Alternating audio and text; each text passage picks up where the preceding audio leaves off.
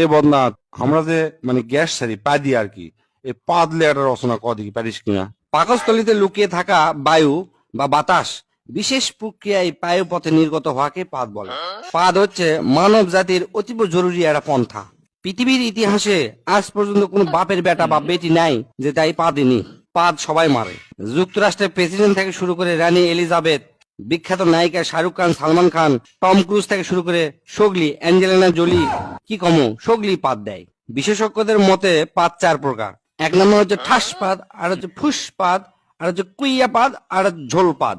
এক নম্বর ঠাস পাদ হচ্ছে মানুষের আবেগ নিয়ে খেলা করে, ওটা হচ্ছে ঠাস পাদ। এল্লা পাদ সাধারণত হরেক রকমের মন মাতানো সুরের সাথে নিজেদের আগমন ঘটায়। শব্দ দূষণের অভিযোগ পাওয়া গেলেও এই পাদ বেশিরভাগই বিনোদন দেয়।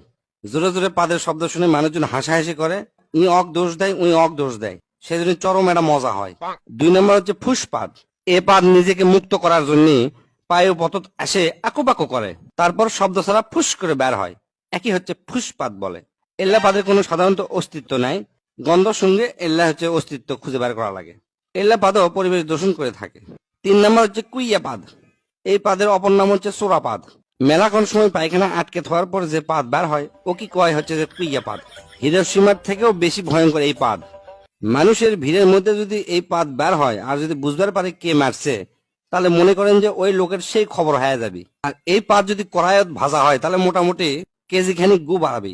এক কথায় পায়খানার পরিবর্তে এই পাদ মারা হয়, মারলে মিচ্ছানা বেশিক্ষণ টিকে থাকা যায়। চার নাম্বার এবং শেষ হচ্ছে ঝোল পাদ। সাধারণত মানুষের ডায়রিয়া বা পাতলা পায়খানা হলে এই পাদ হয়। চলাফেরা করার সময় এই পাদ দেওয়া মিচ্ছানা ঝুঁকিপূর্ণ। মিচ্ছানা নয়, ভালোই ঝুঁকিপূর্ণ। রিক্স নিয়ে পুক করে পাদ মারবেন, মনে হবে যে পাদি মারমো, কিন্তু তা নয়, পাদের সাথে ঝোল বের হয়া প্যান্ট ট্যান্ট সব হলুদ হয়ে যাবে। এই পাদের শব্দ সাধারণত ফ্যার ফ্যার ভ্যার ভ্যার। এক কথায় মানব জীবনে পাদের গুরুত্ব অপরিসীম। পাদ যদি মানুষ না দিবার পারল নি, তাহলে মানুষের পেটের মধ্যে মিথেন গ্যাস জমা হয়ে গেল নি, এক সময় মানুষ মহাশূন্যে উড়ে চলে গেল হয়নি। এই পাদের আর একটা সমস্যা আছে, সেটা হচ্ছে কি পাদ মারলেও বোঝা যায় না যে এর সাথে ঝোল বাড়ালো কিনা। মানুষকে আবার জিজ্ঞেস করা লাগে, আচ্ছা ভাই পাদের কি ঝোল হয়? তাই যদি কয় হ ঝোল হয়, তখন তাই মনে করবি আমি মনে হয় হাগিয়ে ফেলে দিছি। আবার মনে করেন যে হাঁটতে হাঁটতে চিন্তা করছেন যে পিছন দিকে ঠান্ডা লাগিচ্ছে বা প্যান্টটা ভিজে গেছে, তখন মনে করবেন যে এই পাদের থেকে ঝোল বাড়াছে।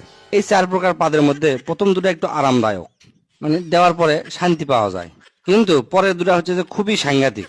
তাই যাই যেটি থাকেন বুঝে শুনে পাতবেন, পাতলে পেট ক্লিয়ার হয়, পেটের গ্যাস বের হয়ে যায়, খুবই আরামদায়ক একটা জিনিস। আর চার নাম্বার হচ্ছে ঝোল পাত দেওয়ার আগেই ডাক্তারের সাথে যোগাযোগ করবেন যেন ঝোল পাতটা না বের হয়। স্যার কেঙ্কা হচ্ছে? তুই তো আমাকে চোদ না মানে